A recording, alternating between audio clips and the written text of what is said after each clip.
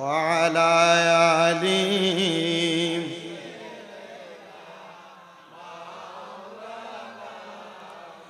وہ جس کے لیے محفل کونین سجی ہے، فردوس بری جس کے وسیلے سے بنی ہے، وہ جس کے لیے محفل کونین سجی ہے، فردوس بری جس کے وسیلے سے بنی ہے، وہ ہاشمی مکی مدنی بول عربی ہے، وہ ہاشمی مکی مدنی بول عربی ہے، وہ میرا نبی میرا نبی میرا نبی ہے، وہ میرا نبی میرا نبی ہے، وہ میرا نبی ہے، وہ میرا نبی ہے، وہ میرا نبی ہے، وہ میرا نبی ہے، وہ جس کے لیے محفل کونین سجی ہے، فردوس بری جس کے وسیلے سے بنی ہے، وہ ہاشمی مکی مدنی بول عربی ہے، وہ میرا نبی میرا نبی میرا نبی ہے، وہ میرا نبی میرا نبی ہے، احمد ہے محمد ہے وہی ختم رسول ہے، مخدوم مرابی ہی وہی والی کل ہے، احمد ہے محمد ہے وہی ختم رسول ہے، مخدوم مرابی ہے وہی والی کل ہے، اس پر ہی نظر سارے زمانے کی پڑی ہے، اس پر ہی نظر سارے زمانے کے پڑی ہے، وہ میرا نبی میرا نبی میرا نبی ہے، وہ میرا نبی میرا نبی میرا نبی ہے، وہ میرا نبی ہے، وہ میرا نبی ہے، وہ میرا نبی ہے، وہ میرا نبی ہے، اللہم صلی مولانا محمد وعلى آل سیدنا، ذکر لا الہ لا کلمہ لا الہ لا پڑھن حسبی ربی جل اللہ ما فی قلبی غیر اللہ، نور محمد جو سے نور محمد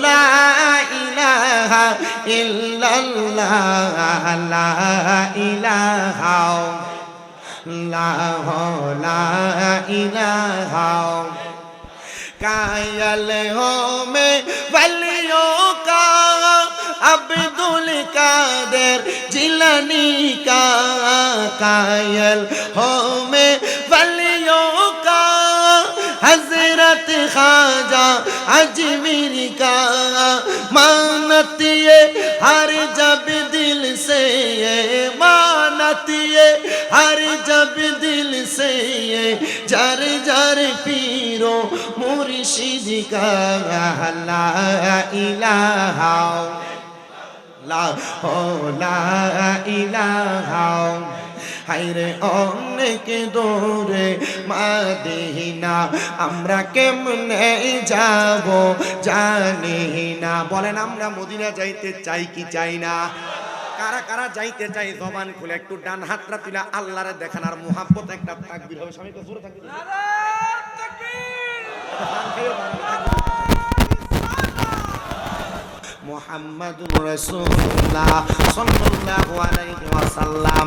আসেন আমার বাবাজিরা বন্ধুরা, ডাইনে বামে না তাকিয়ে কলব জিন্দা করার লক্ষ্যে মহান আল্লাহ জাল্লা শানুহুকে মুহাব্বতে ডাক দিবেন আর গভীরভাবে নিজের জীবনের গুনার কথা স্মরণ করবেন আর কলবে ধাক্কা দিবেন যেন আপনার আমার জীবনের গুনাহগুলো মাফ হয়ে যায়। মুহাব্বতে জবান খুলে ডাক দেন আল্লাহ আল্লাহ আল্লাহ আল্লাহ আল্লাহ আল্লাহ। আল্লাহ আল্লাহ আল্লাহ আল্লাহ আল্লাহ আল্লাহ আমার জায়গা হবে নি আমার মোরা লাশের লাইগা মসজিদের পাশে আমার কবর দিও কইরা আমার জায়গা হবে নি মারহাবা আল্লাহ আল্লাহ আমার জায়গা হবে নি আমার মোরা লাশের লাইগা মসজিদের পাশে আমার কবর দিও কইরা আমার জায়গা হবে নি মারহাবা আল্লাহ আল্লাহ জগৎবাসী রে আমি যেই দিন যাব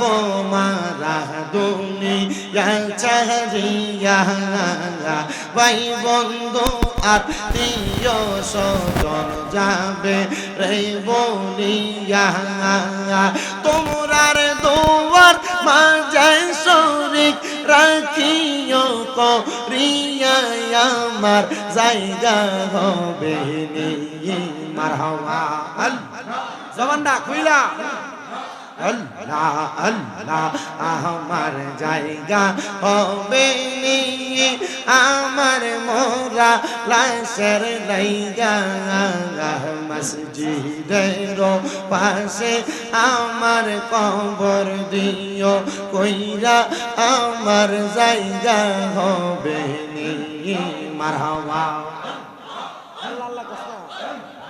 আল্লাহ আল্লাহ জগৎবাসী রে আমি যেই দিন যাব মারা দুনিয়া সারিয়া রঙিন জামা কাপড় সবই নিবা রেখো দিয়া সাদা মার্কিন কাপড় আমায় দিব রে পরাইয়া আমার জায়গা হবে নি মারহাবা আল্লাহ আল্লাহ আমার জায়গা হবে নি আমার মোরা লাশের লাইগা মসজিদের পাশে আমার কবর দিও কইরা আমার জায়গা হবে নি মারহাবা আল্লাহ আল্লাহ আচ্ছা আমার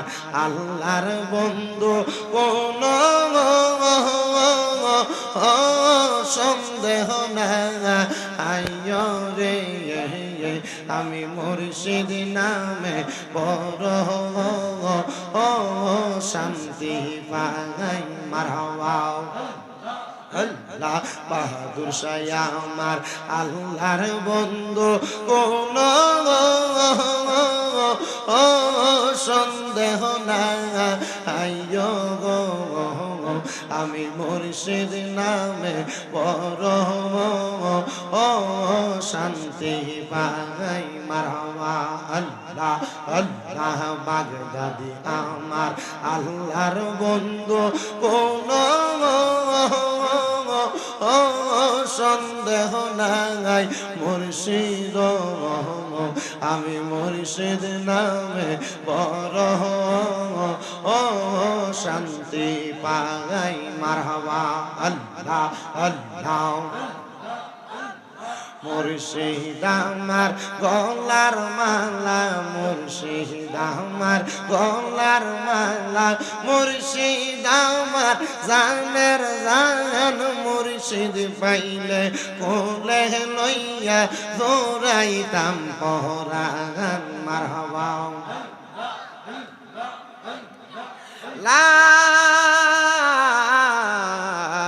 ইলাহা ইল্লাল্লাহু মুহাম্মাদুর রাসূলুল্লাহ সাল্লাল্লাহু আলাইহি ওয়াসাল্লাম। একটা জবানও বন্ধ রাখবেন না, মুহাব্বতের আওয়াজে বলেন জিকির করলাম কার? শুধু আল্লাহর জিকির করি নাই, আল্লাহর জিকিরের মাঝখানে আমি আউলিয়া কেরামের শান পড়ছি, আমি নবীদের শান পড়ছি। আল্লাহর জিকিরের পাশাপাশি আউলিয়া কেরামের শান আর নবীদের শান পড়লে গুনাহ হয় না।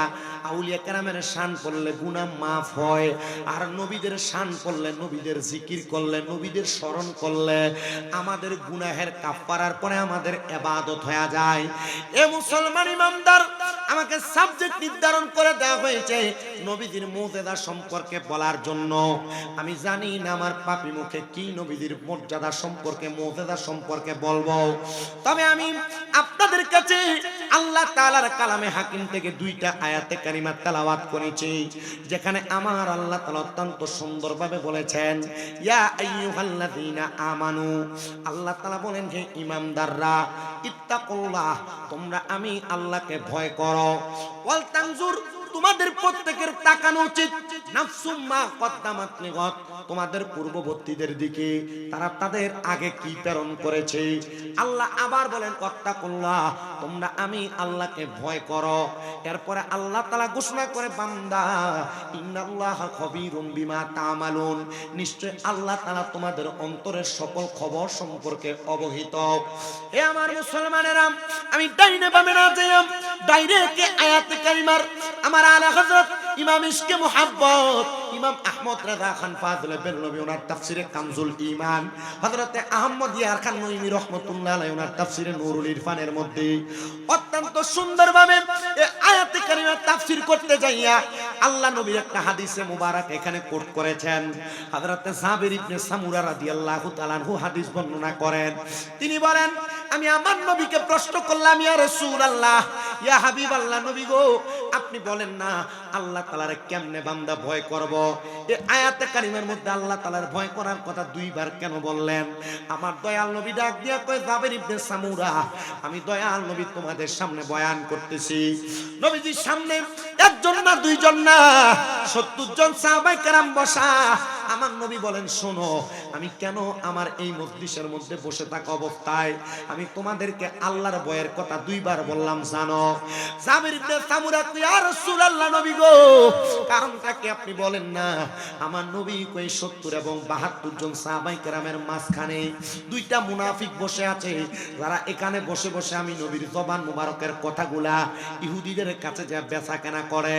হে আমার বাড্ডার বাবা, এ হাজীগঞ্জের বাবা, দেখবেন বাড্ডা এলাকার দোকানের মধ্যে অনেক মানুষ বয়া বয়া একজন আরেকজনের নামে, একজন আরেকজনের ব্যাপারে বাড়িতে কি শুনে আসছে তার ব্যাপারে বিভিন্ন রকমের মন্তব্য বলে, বিভিন্ন রকমের পিছনে পেছনে কথা বলে, গীবত করে, গীবত করে। আপনারা বলেন, এমন গীবত করা নেওয়ালা মুনাফিক সমাজের মধ্যে আছে না নাই? আছে এমন মুনাফিক? এবারে জোরে কয়, কারণ এবারে লগে আমি দুই একটা ঘটনা ঘটছে, কথা কন না, এমন মুনাফিক আছে না নাই? এ বাবা 27 বার জিনা করে, 27 বার জিনা করে, 27 বার জিনা করে। আল্লাহর হাবিব একবার দুইবার না, অপর হাদিসে বলে 70 বার জিনা করে।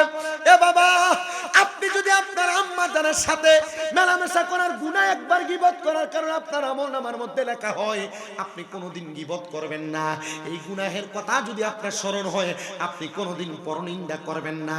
দোকানে বসে বসে, চা দোকানে বসে, এই শুনছস নি অমুক তো এটা করছে, এ জানোস নি অমুক তো এটা করছে, এমন গীবত করব না। এমন গীবত থেকে আমরা দূরে থাকবো।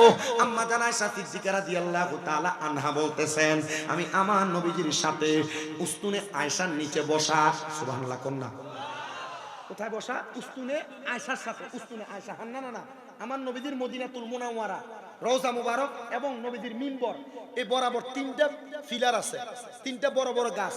একটা গাছের নাম উস্তুনে হান্নানা, যেটা ধরে আমার নবী খুতবা দিতেন। মাঝখানে একটা গাছ আছে যে গাছের নাম উস্তুনে আহাদা, যেটার ভিতরে আমার নবীজি দূর দূরান্ত থেকে কোনো মানুষ আসলে এটার নিচে বসা নবী মেহমানদারি করতেন। আর একটা গাছের নাম উস্তুনে আয়েশা, আমার নবী যখন একটু অস্বস্তি বোধ করতেন অথবা ঘুম ঘুম পাইতেন, আম্মা জান আয়েশা সিদ্দিকাকে নিয়ে গভীর রাত্রে উস্তুনে আয়েশার নিচে বসে আমার নবী বক্তব্য দিতেন। সুবহানাল্লাহ, জোরে কন্যা। এখন তো মসজিদে নববীর মধ্যে প্রবেশ করলে, মসজিদে নববীর ভিতরে প্রবেশ করে এই রিয়াজুল জান্নাতে ঢোকার জন্য নুসুক অ্যাপের মাধ্যমে সিরিয়াল লওয়া লাগে, কিন্তু পূর্বে এমন সিরিয়ালের দরকার ছিল না।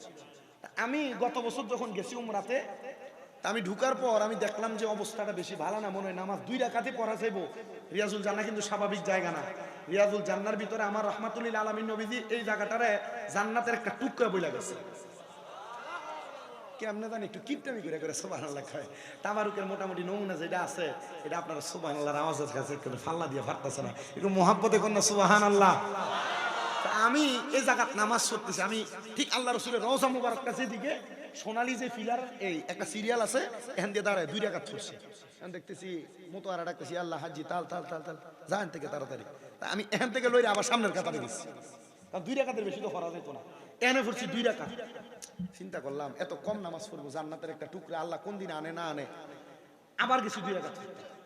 এখান থেকে একটু পিছনে যাই, কাতারের পিছনে আবার 2 রাকাত পড়ছি। চিন্তা করলাম ফললাম মাত্র 6 রাকাত, কামটা কেমন হইব না, আরো কুদ্দুর পড়তে পারলে মনে হয় একটু সুবিধাটা ভালো হবে। তারা জ্বালা তোর না হুন্ডা নষ্ট হয়ে গেছে, আইসব কেমনে দম কাটা।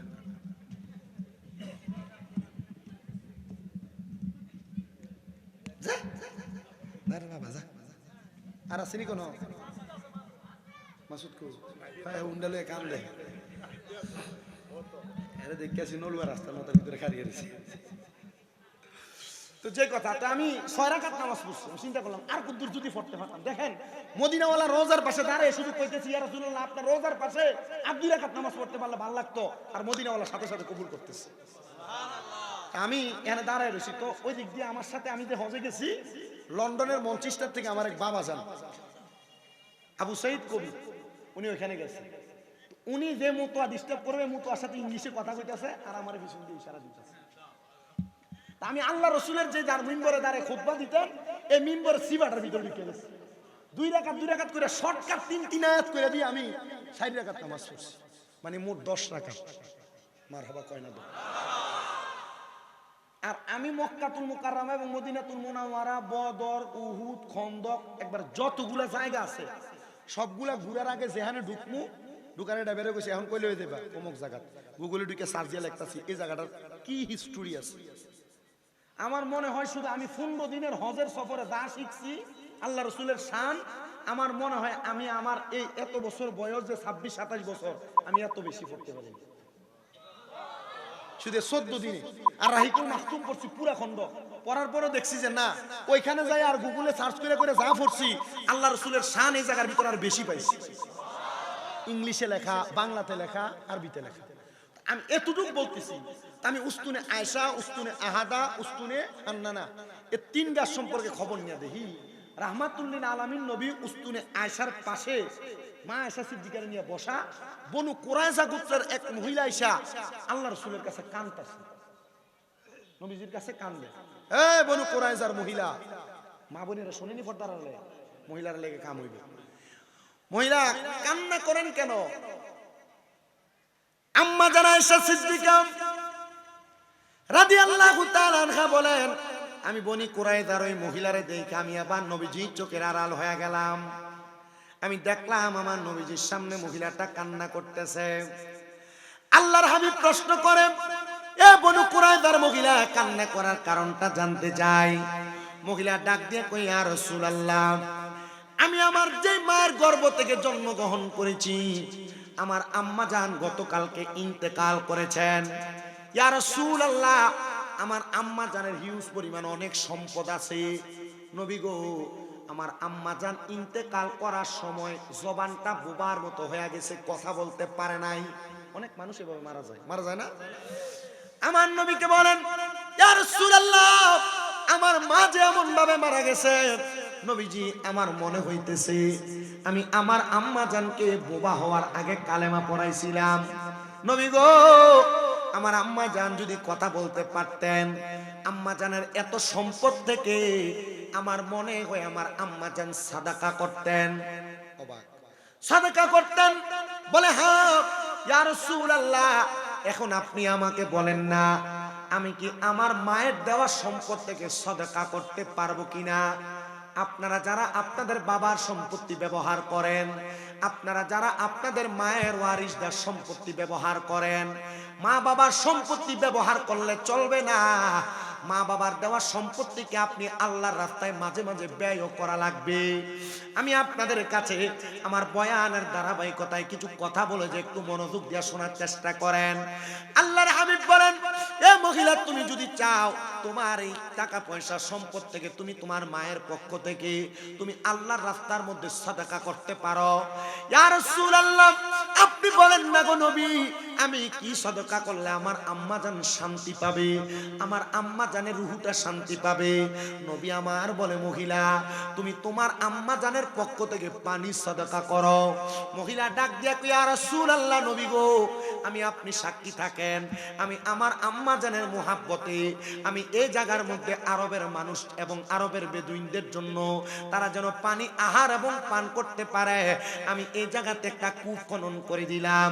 আল্লাহর হাবিব বলেন, তুমিও সাক্ষী থাকো বনু কুরায়দার মহিলা, তোমার আম্মা জান যেহেতু কবরের বাসিন্দা, এই কূপের মধ্য থেকে যত মানুষ পানি পান করবে আমার আল্লাহ তাআলা তোমার আম্মা জানের কবরের মধ্যে সারাবান তাহুরা দান করে দিবে। ওই মহিলা চলে গেলেন, কূপ খনন করে দিলেন। পরের দিন ওই মহিলা কান্না করতে করতে আমার নবীজির দরবারে আগমন করলেন। আগমন কইরা ডাক দিয়ে কই, ইয়া রাসূলুল্লাহ, নবী গো, আমি তো মারাত্মক একটা বড় স্বপ্ন দেখছি। আল্লাহর হাবিব বলে, এ মহিলা, তুমি কি স্বপ্ন দেখছো, তোমার কথা আমি জানতে চাই। মহিলা ডাক দিয়ে কই, ইয়া রাসূলুল্লাহ, আমি স্বপ্ন দেখছি গো, আমার আম্মা জানকে যিনি বসে আছেন, বসে বসে কত রং বেরঙের শরাব পান করতেছে। আমি আমার মারে প্রশ্ন করলাম, আম্মা জান, এমন শরাব আপনি কোথায় পেলেন আর কোন জায়গা থেকে পাইলেন? আমার আম্মা জান বলে, মা, তোমার মতো একজন নেককার কন্যা সন্তান আমি দুনিয়াতে রাইখে আসছি, আর তোমার সাদাকার বিনিময়ে আমার আল্লাহ তাআলা আমি মা জননীকে জান্নাতের শরাব পান করায়া দিতেছে। কেন বলতেছি শোনেন। এরপরের দিন নবীজির দরবারে হযরতে সাদ ইবনে উবাদা রাদিয়াল্লাহু তাআলা আনহু, আমার নবীর প্রখ্যাত একজন সাহাবী সাদ ইবনে উবাদা রাদিয়াল্লাহু তাআলা আনহু আগমন করছে। ইয়া রাসূলুল্লাহ, কান্তাছে, চোখের পানি পড়ে। ইয়া রাসূলুল্লাহ, নবীজি, আমার আম্মা জান ইন্তেকাল করেছে, আমি আমার মার জানাজার নামাজ চাইছি না। আচ্ছা, কোন সন্তানের মা বাপ মরে গেলে যদি জানাজাটা না পড়াইতে পারে, কলজাটা ছিঁড়ে যায় না? সাদ ইবনে উবাদা কই, ইয়া রাসূলুল্লাহ, নবী গো, আমি আমার মায়ের জানাজার নামাজ পাই নাই, কিন্তু আমার মা আমার জন্য অনেক সম্পদ রেখে গেছে। ইয়া রাসূলুল্লাহ, ইয়া হাবিবাল্লাহ, নবী গো, এই সম্পদগুলা আমি কি করব আমি বুঝতেছি না। নবী গো, আমি আমার মায়ের জানাজা যেহেতু পাই নাই, আপনি বলেন না আমি কি আমার আম্মা জানের জন্য কোনো ইসালে সওয়াব পাঠাইতে পারি নাকি? এমন কি কাজ আছে যেটা করার মাধ্যমে আমার আল্লাহ তাআলা আমার আম্মা জানের কবরে নাজাত প্রদান করবে? নবী আমার ডাক দিয়া কই, ওই সাহাবী ডাক দিয়া কই, ইয়া রাসূলুল্লাহ, আপনি সাক্ষী থাকেন গো নবী, আপনি সাক্ষী থাকেন। আমার একটা মিখওয়াদা নামক খেজুরের বাগান আছে, এটা খেজুরের বাগান আছে সাদ ইবনে উবাদার, মিখওয়াদা। ওই খেজুরের বাগানটা আমি আমার মায়ের নামের উপরে আল্লাহর রাস্তে আমি সদকা করে দিলাম। আমার নবী কয়, সাহাবী তুমিও সাক্ষী থাকো, এই খেজুরের বাগান থেকে যত মানুষ খেজুর আহার করবে আমার আল্লাহ তাআলা তোমার আম্মা জানের কবরে নাজাত প্রদান করবে। নবী যখন এই কথা বললেন, এই কথার মধ্যে ৭২ জন সাহাবীর মধ্যে হযরত সাদ ইবনে উবাদা একজন, কিন্তু মুনাফিক দুইজন যখন এই কথা বললেন, আল্লাহ সাথে সাথে আয়াত নাযিল করে দিলেন পূর্ববর্তীদের কথা খেয়াল করতে। মুনাফিক বেঈমান ইহুদিরা আল্লাহর হাবিবের দরবারে যারা আগমন করতেন, তারা আমার নবীজির কথাগুলো নিয়ে সমালোচনা করতেন, বাজে কথা বলতেন, মন্তব্য করতেন, আর আল্লাহর হাবিব তখন তাদের পূর্ববর্তীদের কথা স্মরণ করে দিলেন। পূর্ববর্তী এমন অনেক মহিলা ছিল, অনেক পুরুষ মানুষ ছিল, যারা একজনের কথা নিয়ে অন্যজন সমালোচনা করতেন। আল্লাহর হাবিব বলে, তোমরা কি জানো ফারাজ নামক একজন লোক ছিল এই গোত্রের মানুষের, যাদের ফারাজ নামক লোকটা মানুষের কথা নিয়ে পেছনে পেছনে সমালোচনা করত, মন্তব্য করত। তো আল্লাহর হাবিব সাল্লাল্লাহু আলাইহি সাল্লামের স্ত্রী আম্মা জান আয়েশা সিদ্দিকার ছোট বয়স দেখা ফারাজ নামক লোকটা আল্লাহর হাবিবের স্ত্রীর ব্যাপারে বাজে মন্তব্য করা শুরু করেছে। নবী আমার বলেন, তোমরা কি জানো জানো তোমরা যারা আমার দরবারের কথাগুলো নিয়ে বাহিরে বাহিরে সমালোচনা করো, ওই ফারাজ নামক লোকটা ইন্তেকাল করার সময় তার মুখ দুইটা ভাগ হয়ে গেছিল, তার দাঁতগুলো পড়ে গেছিল। তোমরা মনে রাখো রে, তোমাদের পূর্ববর্তী মানুষগুলা তাদের দুনিয়া এবং আখিরাতকে বরবাদ করেছে একমাত্র সমালোচনার মাধ্যমে, একমাত্র পরনিন্দার মাধ্যমে, একমাত্র গীবতের মাধ্যমে। আমি নবী তোমাদের কাছে আবেদন জানাই, তোমরা কখনো পরনিন্দা করবা না, ক্ষুধাভীতি ধারণ করবা।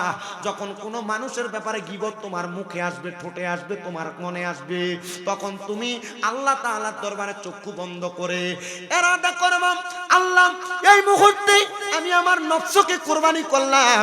বলে কোন নফসকে কুরবানি করলা? আল্লামা জালালউদ্দিন রুমি রহমাতুল্লাহ আলাইহি বলে, মানুষের সমালোচনা, মানুষের গীবত, মানুষের পরনিন্দা যে নফস করে, ওই নফসটার নাম হলো নফসে আম্মারা। নফসে আম্মারা ওই নফসটা মানুষের সমালোচনা এবং গীবত, পরনিন্দা, গুনার কাজের মধ্যে মানুষকে নিয়ে যায়। উনি বলেন এই নফসের দুকার মধ্যে পইরা যখন তুমি চক্ষুটা বন্ধ কইরা আমার আল্লাহ তাআলার কাছে দোয়া করবা, ওগো আল্লাহ আপনার দরবারে ফরিয়াদ জানাই, আমি এই মুহূর্তে আমার একটা নফসের গুনাহকে আমি জবাই করলাম, কুরবানি করলাম, তোমার আমলনামার মধ্যে 1000 উটনি কুরবানি করার সওয়াব দেওয়া হবে। আপনার মনে আছে যে শামীম দাদাটা বন্ড? আপনার মনে আছে যে শাহ সুফি আলহাজ আকবর আলী ফাটোয়ারি রহমতুল্লাহ আলাইহির মাজারে উরুস করেনি? এটা বন্ডামি ছাড়া আর কিটা? এটা মনে আছে, কিন্তু আপনি এটা মুখে প্রকাশ করেন নাই। এই মুখ থেকে বাহির করার আগে আপনি এটা জবাই করে দিয়েছেন। আল্লাহর নবী বলতেছেন 1000 উট কুরবানি করলে যে সওয়াব, একটা গীবত মুখের আগায় আসছে, বাহির করে নাই, তার আমলনামায় 1000 উট কুরবানির সওয়াব দেবে।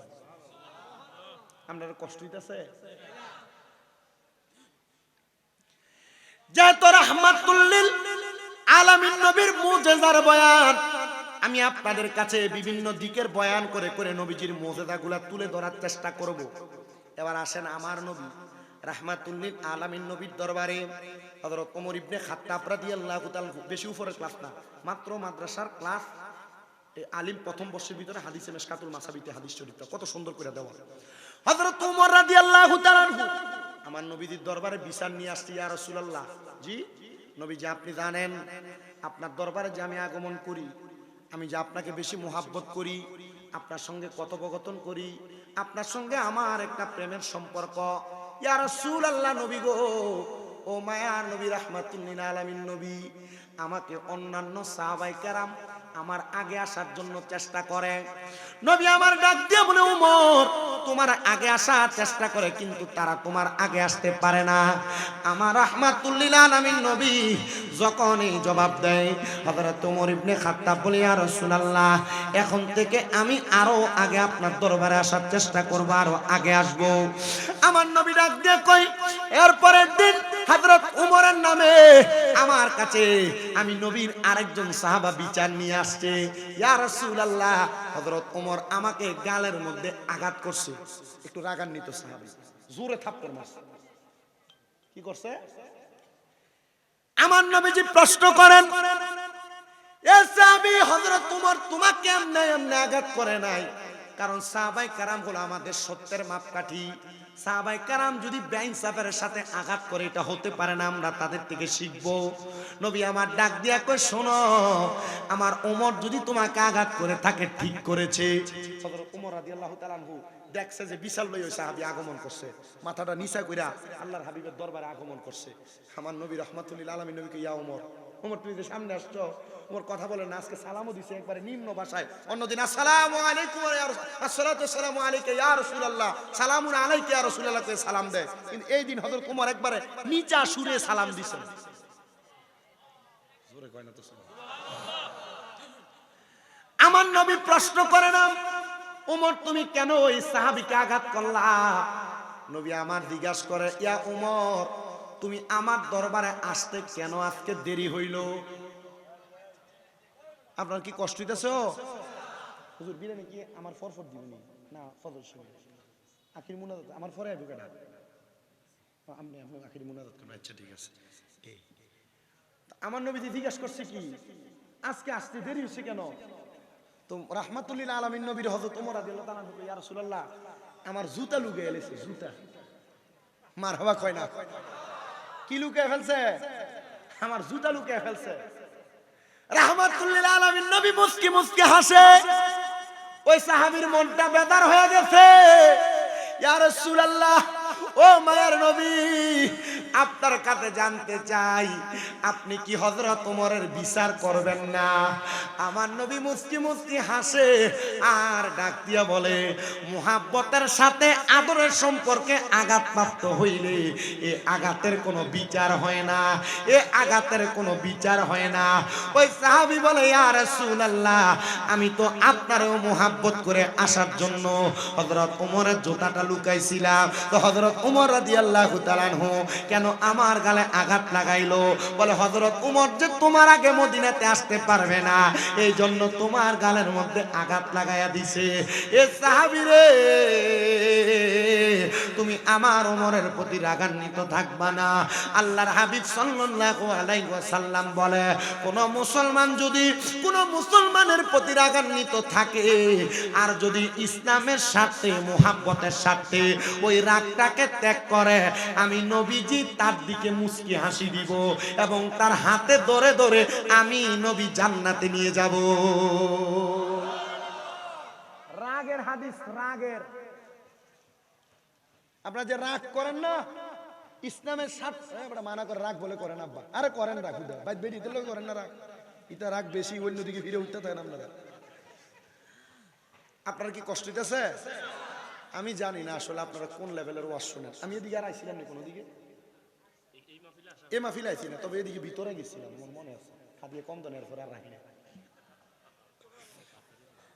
পাতানি এরা ভালো মানুষ, পাতানিস কোনা নেই হুজুরে সবাই দিকে মুম্বাই। আচ্ছা, এটা কিসের হাদিস শুনাইলাম আপনারা?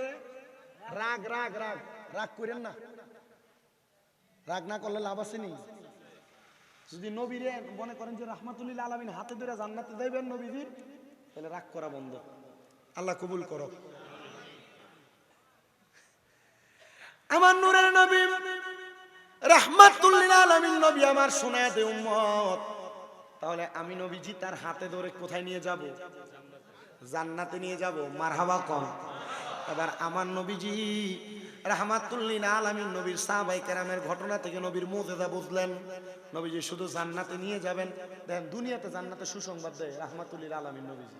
আর ওই নবীজির উম্মত হয়ে আমরা দুনিয়াতে গুনাহ, সুদ, ঘুষ, জিনা, ব্যভিচার, পরনিন্দা, গীবত, রাগারাগি, মারামারি, হানাহানি করতেছি। আর করি বিদায় পরশুদিন এমন একটা লারা দিছে ভূমিকম্প, পুরাটা দুনিয়া লেরে গেছে। ভূমিকম্প যদ্দুর মানুষটা না লারছে, ফেসবুকের ভিতরে ঢুকিয়ে দিই শুধু ভূমিকম্প ভূমিকম্প ভূমিকম্প, হেরা ফেসবুকে ভূমিকম্প দুই লাগাইছে।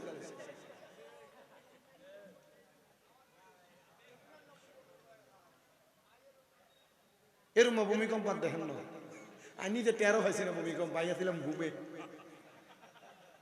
আমার আম্মা অসুস্থ মানুষ, আমার ফোন দিয়া কই, এই কি তোরে ভূমিকম্প তুই দুই নেলে লেছে, তুই কো ঘুমে। যে সময় আমি শ্রীমঙ্গল ছিলাম, আমার জুমা পড়াইছে আরেকজন, আমার আম্মা জান আজকে 7 মাসের উপর অসুস্থ। আপনারা দোয়া করেন, হাঁটতেও কষ্ট হয় আমার আম্মার, এই পিএলআইডি অপারেশন হয়েছে মেরুদণ্ডের হাড়ের, এখন হাঁটতে খুব কষ্ট হয়। আমি সব জায়গায় আমার আম্মার লেগে দোয়া চাই, হয়তো আল্লাহ তাআলা আমার আম্মার অসুস্থ মানে আমরা বড় কোনো পরীক্ষা করতেছি। আমি যে কথা বলতেছিলাম, এতক্ষণ পর্যন্ত আমরা নবীজির সাহাবায়ে কেরামের আদর্শ দিয়া নবীজির মুজিজার কথাগুলো শুনছি। আরো অনেক বড় বড় মুজিজা আছে, এটা আপনারা জানেন। পুরান ওয়াজ করি না, নতুন ওয়াজের দিকে যাই। তো নবীজি সাল্লাল্লাহু আলাইহি সাল্লামের একজন প্রখ্যাত আলেম, যিনি নাম হযরত ইউসুফ মুরাদাবাদী রহমাতুল্লাহ আলাইহি। ইউসুফ মুরাদাবাদী উনি ছিলেন একজন মসজিদের ইমাম, খতিব।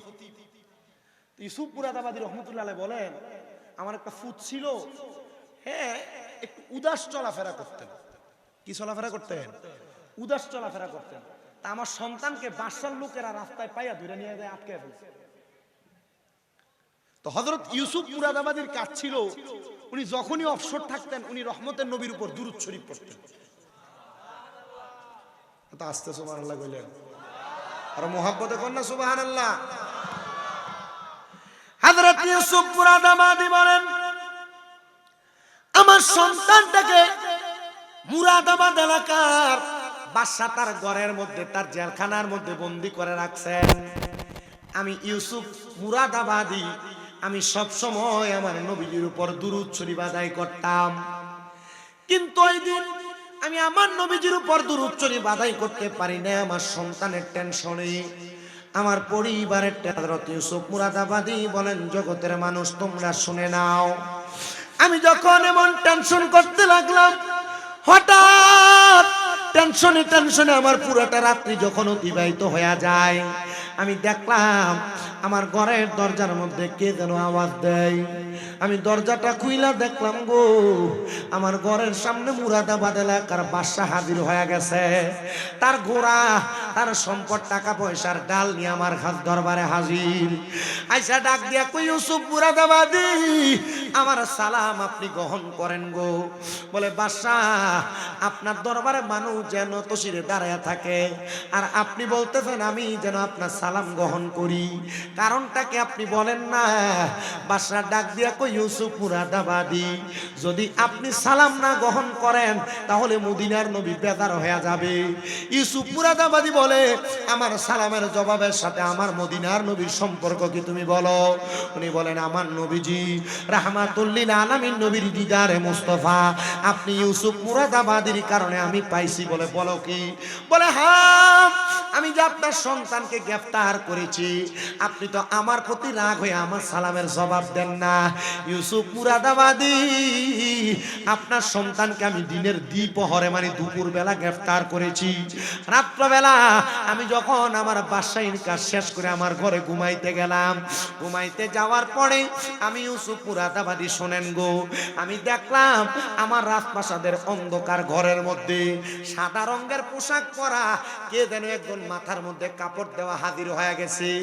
আমি দেখলাম ওনার চেহারার নূরের তাজাল্লিতে আমার ঘরটা ঝলমল ঝলমল ঝলমল করতেছে।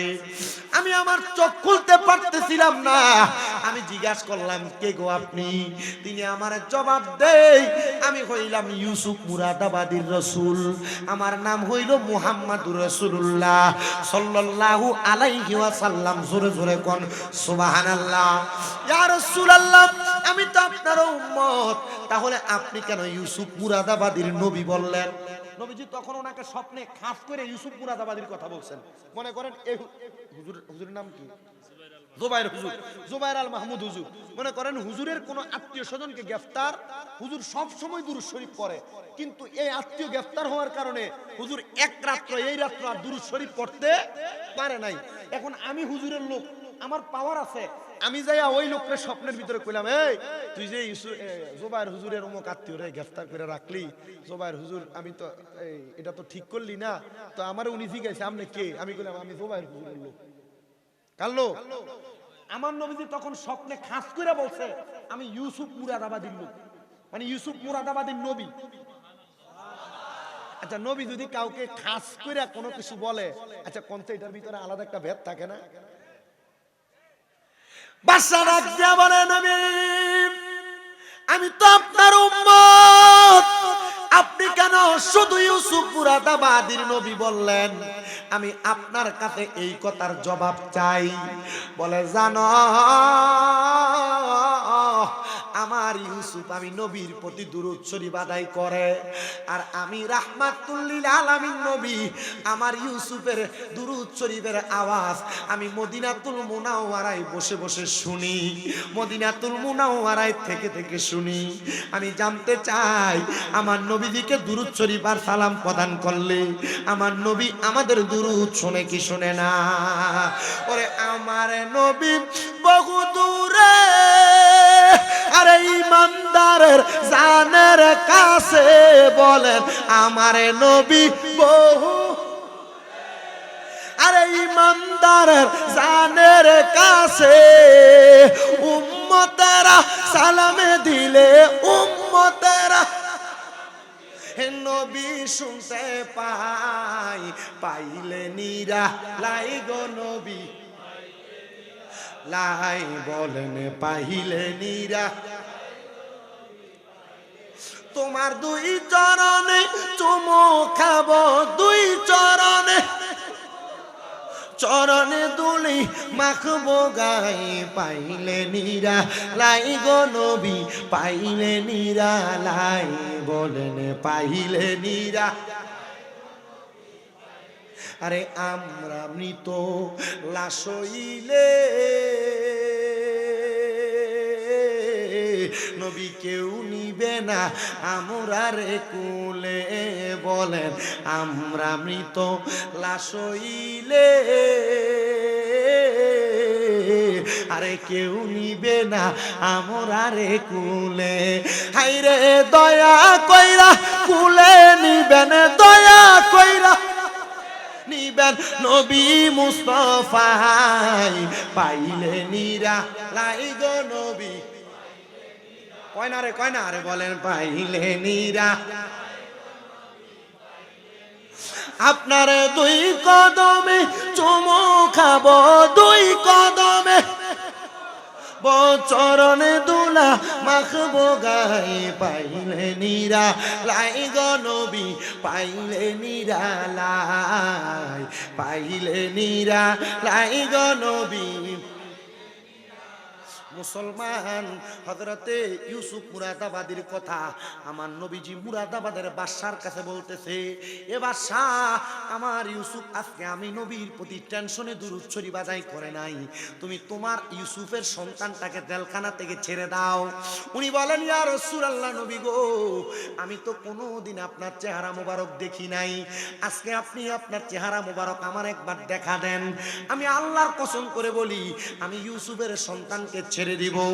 আমার নবী ডাক দিয়া কয়, বাদশা রে তুমি আমার ইউসুফের সন্তানটাকে ছেড়ে দাও, যদি আমার ইউসুফ খুশি হয় আমি নবীর প্রতি দুরূদ শরীফ আদায় করে, তাহলে আমি তোমাকে আমার চেহারা মোবারক দেখা দিব। জবান খুলে জোরে কন্যা আল্লাহু আকবার। ইউসুফ মুরাদাবাদী পেছনের দিকে তাকিয়ে দেখেন, আমি বাদশা যেই ঘোড়ার পিঠে চড়ে চড়ে আমার মুরাদাবাদ এলাকা দেখাশোনা করতাম, আপনার সন্তানকে ওই বাদশার ঘোড়ার পিঠে চড়াইয়া আমি আপনার সামনে নিয়ে আসছি। ও ইউসুফ মুরাদাবাদী, আপনি বলেন না বলেন না বলেন না, আপনি আমাকে ক্ষমা করছেননি, আপনি আমার প্রতি রাজি হয়েছেননি। ইউসুফ মুরাদাবাদী কোনো কথা বলে না, চোখের পানিগুলা ফালায় ফালায় কান্দে, ডাক দিয়া কয়, এ বাদশা গো, আমার যে দিন থেকে আমার জীবন থেকে একটা রাত্র চইলা গেছে, আমি যে আমার নবীজির গুণকীর্তন গাইতে পারি নাই, পড়তে পারি নাই, আপনি কি আমারে সেই রাতটা ফেরত দিতে পারবেন? বাদশা ডাক দিয়া কয়, আপনি যদি আমার বাদশাই চান আমি আপনার খুশির জন্য আমার বাদশাই দিয়া দিব। বলে, কি বলো, আমার খুশির জন্য তুমি বাদশাই দিয়া দিবা? আমি তো জানি তুমি আমার খুশির জন্য বাদশাই দিতা না, তুমি আমার নবীর দিদার পাওয়ার জন্য তোমার বাদশাই ছেড়ে দিতে চাও।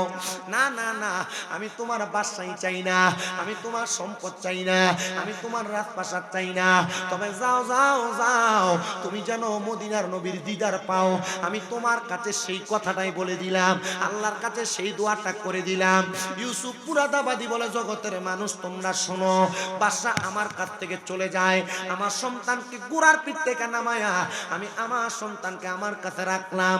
ইউসুফ মুরাদাবাদীর দরবার থেকে যখন তিনি চলে গেলেন, যাওয়ার পর পর আল্লাহর বান্দাটা এবার তার ওই জায়গার মধ্যে অবস্থান করতেছে, তার বাড়ির মধ্যে যাবে, ঘোড়ার পিঠে চলে চলে আস্তে আস্তে যায়, ওই বাদশা ঘোড়ার পিঠ থেকে পড়ে ইন্তেকাল করেছেন। বলেন ইন্না লিল্লাহি ওয়া ইন্না ইলাইহি রাজিউন। সব মানুষ অবাক হয়ে গেছে, আরে বাদশা ইউসুফ মুরাদাবাদীর বদদোয়া ইন্তেকাল করছে। আরে বাদশা যদি চাইতো নবীর দিদার পাইতো, বাদশার প্রতি যদি ইউসুফ মুরাদাবাদী খুশি হইতো, বাদশা নবীর দিদার পাইতো। এবার সবাই বাদশার নাকের মধ্যে হাত দিয়ে দেখে বাদশা নিঃশ্বাস টানতেছে, বাদশা এখনো জীবিত আছে। বাদশাকে কাদের মধ্যে কইরা মুরাদাবাদের রাজপ্রাসাদে প্রবেশ করাইছে। রাজপ্রাসাদে নিতে নিতে বাদশা দুনিয়া থেকে বিদায় হয়ে গেছে। এলাকার সব মানুষ বাদশার জানাজার নামাজে হাজির হয়ে গেছে। জানাজার নামাজ পড়া বাড়িতে যায়, আর একজন আরেকজনের সাথে কথা বলে, দেখছনি মুরাদাবাদীর বদদোয়ার কারণে বাদশা ইন্তেকাল করছে ঘোড়ার পিঠ থেকে পইরা।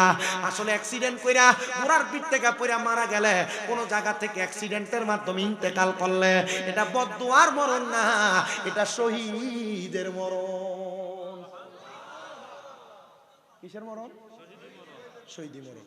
আল্লাহর হাবিব সাল্লাল্লাহু আলাইহি ওয়াসাল্লামের একটা হাদিসে মুবারাকা পড়ছি, কোন বাবা, কোন ভাই, কোন আত্মীয় স্বজনের মানুষ তার পরিবার চালাইতে যায়, গাড়ি অ্যাক্সিডেন্ট, দুর্ঘটনা, ছাদের থেকে পড়া, পানিতে পড়ে মরা, এমন যে কোনো দুর্ঘটনায় যদি ইন্তেকাল করে, তাহলে ওই ব্যক্তি তার আহার যোগাইতে যায় ইন্তেকাল করার কারণে তার মরণটা শহীদের মরণ হয়।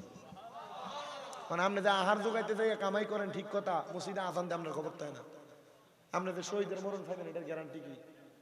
তার মানে বোঝা যায় আমাদের কাজকর্মের মাঝখানে আমাদের নামাজ আসেনি। কথা কয় না বেটা। তো জানাজার নামাজ পড়ে যাইতে দেখবেন মানুষ অমুকের সমালোচনা বিভিন্ন রকমের কথা বলে না, যে লোক অমুক ছিল, আর যদি খারাপ থাকে আরে মানুষের বহুত জ্বালান জ্বালাইছে রে। আজকে আমার একটা জেরা মারা গেছে, আমি নিজে আজকে অনেকের ফোন ধরতে পারি, অনেকে ফোন করছে। আজকে এলাকার সাইফুল্লাহ চৌধুরী রে আছে, যে আপনাদের এলাকারই, তো আমার কাছে অনেক ফোন দিয়ে আমি ধরতে পারি না। আমার ওনার জেঠারে গোসল দিচ্ছে, আমি আবার আমার এক জেঠা তো ভাই দাওয়াত ইসলামের মুরিদ, আমরা নিজেরা গোসল দিচ্ছি, আমরা নিজেরা জানাজার নামাজ আমার ভাইয়ে পড়াইছে, আমি মুনাজাত দিছি, আমরা কবরে নামছি, দাফন সব শেষ করে তারপর রওনা দিচ্ছি আপনাদের দিকের উদ্দেশ্যে। তো আমি এতটুকু দেখছি যে আমার জেঠারে সালাম দিলে উনি এমনি মাথা তুলতো না, আসসালামু আলাইকুম, এমনি নিচের দিকে থাই হাঁটতো, ওয়ালাইকুম সালাম, এ হাঁটা শেষ, অন্য কোনো কথা নেই। নর্মালি নরিবিলি মানুষ ছিলেন। দোয়া করে ওনার দুইটা ছেলে বিদেশ আছে, একটা মেয়ে বিবাহ দিছে, আর একটা ছেলে দেশে ছোট। আল্লাহ যেন তার পরিবারটার একটু রহমতের নজরে দেখে তার পরিবারকে ধৈর্য ধারণ করার তৌফিক দেয়। তো মানুষ মারা যাওয়ার পরও এভাবে ভালো তার প্রশংসা করছেন। তো ইউসুফ মুরাদাবাদীর এলাকার বাদশা তখন মারা গেছে, মানুষ ওনার ব্যাপারে সমালোচনা করতে না, আরে মনে ইমাম সাহেবের বদদোয়ায় মনে হইরা মরছে রে ঘোড়ার থেকে রে। মানুষের মন্তব্য চিন্তাধারাটা কি ভালো না খারাপ? খারাপ। মনে ইমাম সাহেবের বদদোয়ায় মরে গেছে রে। এলাকার সব মানুষ বাড়িতে ঘুমাইছে, এখন ঘুমানোর পর এরা দেখতেছে মুরাদাবাদের বাদশা উনি সুন্দর জান্নাতি খাবার সামনে নিয়ে বৈশা বৈশা আহার করতেছে। কি খাবার খায়? কি খাবার খায়? জান্নাতি খানা খাইতেছে। মানুষে কয় ইমাম সাহেবের লোকে মানে বেয়াদবি করলো আর খাইতেছে জান্নাতি খানা, বিষয়টা একটু অন্যরকম গেছে। তাড়াতাড়ি ইউসুফ মুরাদাবাদীর দরবারে, হুজুর আপনার সন্তানকে যে অ্যারেস্ট করছিল এ বাদশা ইন্তেকাল করছে, এত ঘোড়ার পিঠ থেকে পড়ে মরছে, আমি যে স্বপ্ন দেখলাম এ সুন্দর সুন্দর খানা লয়ে বয়ে রয়েছে, হুজুর এটার কাহিনী কি বলেন? একজন যখন কথা বলছে পুরো মসজিদের মুসল্লিরা উঠে কয়, হ্যাঁ হুজুর হ্যাঁ স্বপ্ন দেখছে, আমি একই স্বপ্ন দেখছি। মারহাবা কর না। ইউসুফ মুরাদাবাদী বলেন, তোমরা আমার একটু সময় দাও, আমি সামান্য সময় নেই, যে সময়ের মাধ্যমে আমি আমার এলাকার মানুষকে তোমাদের জবাব দিতে পারবো। ইউসুফ মুরাদাবাদী 2 রাকাত নামাজ আদায় করলেন, সিজদার মধ্যে যে চক্ষুটা বন্ধ করে রাখলেন, ডাক দিয়ে আমার এলাকার মানুষ তোমরা শুনো, আমি আবার বাদশারে মুরাকাবার মাধ্যমে নামাজের মধ্যে জিজ্ঞাসা করলাম, ওগো বাদশা আপনি বলেন না আপনি যে ইন্তেকাল করলেন আপনার তো শখ ছিল নবীকে দেখবেন, আপনি কি নবীরে দেখছেন? আর আপনি যে জান্নাতি খানা ফেনা খাইতেছেন এটার কারণটা কি? ইউসুফ মুরাদাবাদী বলেন, জগতের মানুষ তোমরা শুনো রে, আমারে ওই বাদশা জবাব দেই, আমি যখন ঘোড়ার পিঠ থেকে পড়ে যাই, আমি পিঠ থেকে পইরা লম্বা লম্বি হইয়া শুয়াছিলাম, এমন টাইমে আমি স্বপ্ন দেখলাম গো, আমার কাছে আল্লাহ তাআলা রহমতের ফেরেশতারা আমার রূহ নেওয়ার জন্য চেষ্টা করে, কিন্তু ফেরেশতারা আমার রূহ নিতে দেয় না। আরে কেমন কারণে রূহ নিতে দেয় না জানো? আল্লাহর নবীর হাদিসে মুবারাকা, তিরমিজি শরীফের হাদিস পড়ে আসলে দেখলাম আল্লাহর নবী ডাক দিয়ে কই, উম্মত কোন ইমানদার নবী প্রেমিক যদি ইন্তেকাল করে আজরাইল তার রূহটা নিতে কষ্ট হয়ে যায়। কারণ কি গো নবী, কেন কষ্ট হয়? আমার নবী বলে কোন ইমানদার বান্দা যখন ইন্তেকাল করবে ওই বান্দাটার সামনে আমার আল্লাহ তাআলা আজরাইল পাঠানোর আগে 2টা রহমতের ফেরেশতা পাঠায়া দেয়। ওই ফেরেশতাগুলা ইমানদার বান্দার সামনে ডাইনে বামে ঘুরতে থাকে। এবার আজরাইল আইসা ইমানদারের বুকটার ভিতর দিয়া যখন রূহটা বাহির করার চেষ্টা করে, ইমানদার বান্দার বুকের মধ্য থেকে ফেরেশতারা ডাক দিয়া কয়, এ আজরাইল বান্দার রুহু এখান দিয়া নিতে পারবা না, কারণ বান্দার বুকের মধ্যে আল্লাহ নবীর ভালোবাসা আছে। এবার আপনারা বলেন, আমরা সবাই বুকের মধ্যে আল্লাহ নবীর ভালোবাসা নিয়ে মরতে চাই কি চাই না? কারা কারা চাই ডান হাত তুলে আমার আল্লাহরে দেখায়, আল্লাহ কবুল করেন জোরে কোন আমিন। আমার মরণের কতদিন বাকি আমি জানিলাম না গো, আল্লাহ মরণের কতদিন বাকি আমার মরণের আমি জানিলাম না গো, আল্লাহ মরণের কতদিন বাকি। হঠাৎ আজরাইল আসিয়া যখন হস্তে দিবা দড়ি, তখন আমার মনাবাই করবে লুকা চুরি আমি জানিলাম না গো, আল্লাহ মরণের বাকি আমার মরণের কত আমি জানিলাম না গো, আল্লাহ মরণের কত দিন বাকি। আর হায়াত হইল হাতে বাইরে, মত হইল পায়ে, যেই যায় গায়ে যার মরণ লেখা সেই যায় গাইছে মরে আমি বুঝিলাম না গো, আল্লাহ মরণের কত দিন বাকি আমার মরণের কত দিন বাকি আমি জানিলাম না গো, আল্লাহ মরণ দিন বাকি বাইরে 30 পারা কোরআন বাইরে মনে রাইখো তো অন্তর মাঝে জায়গা দিয়া রাখিবা খবর আমি বুঝিলাম না গো, আল্লাহ মরণের কত দিন বাকি আমার মরণের কত আমি জানিলাম না গো, আল্লাহ মরণের কত দিন বাকি। বাড্ডার বাবা ও বাড্ডার মুরব্বীরা, বাড্ডার পর্দার অন্তরালের মা বোনেরা, যুবক ভাইরা, আল্লাহর হাবিব বলে এবার রুহুটারে কবজ করার জন্য বুক থেকে যখন ফিরা যাবে, এবার বান্দাটার রুহুটা কবজ করার জন্য আজরাইল আলাইহিস সালাতু ওয়াস সালাম বান্দার কপালটার মধ্যে মুখটার মধ্যে হামলা করবে। আরে কপালের মধ্যে থাইকা দুইটা ফেরেশতা বাধা দিয়া বলবে, রে আজরাইল বান্দার কপাল দিয়া রূহ বাহির করতে পারবা না, কারণ বান্দার কপালের মধ্যে নামাজ দেওয়ার কারণে, নামাজ পড়ার কারণে তার সেজদার নূর বিরাজমান আছে। ওই বান্দাটা তখন এবার তার বিছানাতে পড়ে থাকবে। এবার ইমানদার বান্দার কাছে আজরাইল আবার আসবে, ডান দিক দিয়ে হামলা করবে। ডান দিক দিয়ে হামলা করার সাথে সাথে ইমানদার বান্দার রূহটার জবাব দিবে। ইমানদার বান্দার রূহটার কাছ থেকে দুইটা ফেরেশতা জবাব দিবে, রে আজরাইল ইমানদার বান্দার রূহ তো তুমি ডান দিক দিয়া কবজ করতে পারবা না, কারণ তার ডান দিক দিয়া তার আম্মা আব্বার খেদমতটা বিরাজমান। ইয়া রাসূলুল্লাহ আর কেমনে আজরাইল আমরা রূহটা কবজ করব? কয় এবার বান্দার বাম দিকের বাহুর মধ্যে হামলা করবে। বাম দিকের বাহুর মধ্য থেকে জবাব আসবে, রে আজরাইল বান্দার বাম দিক দিয়ে রূহ কবজ করতে পারবা না, কারণ বান্দার বাম দিকে তার দান এবং সাদাকা গুনাহ আছে। আরে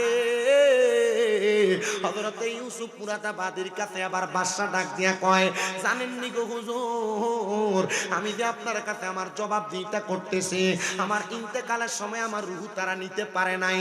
আমি দেখলাম রাহমাতুল লিল আলামিন নবী আমার সামনে আসছে, নবী আমার মাথার মধ্যে হাতটা বুলিয়ে দিতেছে, আর আমি আমার নবীকে বললাম, ইয়া রাসূলুল্লাহ আপনারা বলছেন আপনার চেহারা মুবারক আমার দেখাইবেন। আমার নবীজির চেহারা মুবারকের উপর থেকে কাপড়টা সরানো, আমার নবী আমার দিদার দিতেছে, আমার নবী আমার দেখা দিতেছে। আমি দেখা পাইয়া বড় খুশি হয়ে গেলাম, বড় অবাক হয়ে গেলাম। রাহমাতুল লিল আলামিন নবীজি আপনি কেন আমার দেখা দিলেন? বলে তুমি যে আমি নবীর দিদার পাওয়ার জন্য আবু ইউসুফ মুরাদাবাদীরে খুশি করছো, আমি আল্লাহ তাআলার পেয়ারা হাবিব তোমারে খুশি করার জন্য আমি তোমার মরণকালে চইলা আসছি। এবার আপনারা বলেন আমরা যদি নবীরে খুশি করতে চায়।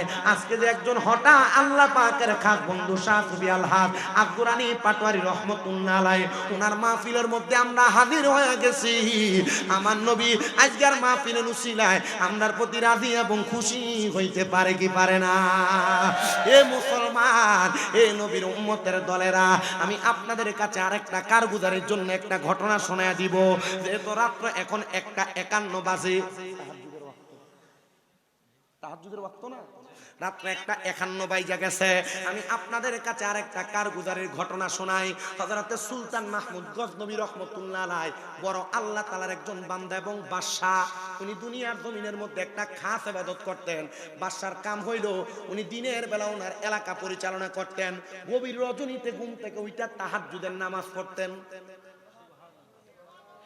জোরেও কইলেন নাম রে, কিপটামি করে সুবহানাল্লাহ। আইয়া যে অবস্থা দেখছি মাহফিলের প্যান্ডেলের, এখন যে সুবহানাল্লাহ কোনার আপনারা আইছেন, এটাই তো আমার ভাগ্য।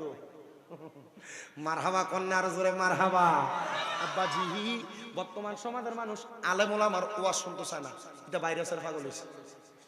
হ্যাঁ, আমার এলএম কালাম আছে, কামেল দ্বিতীয় বর্ষে এবার ফাইনাল পরীক্ষা দিলে তাহলে মুফতি হইব নামের আগে, এটা নামের মুফতি, কামের হইতো না।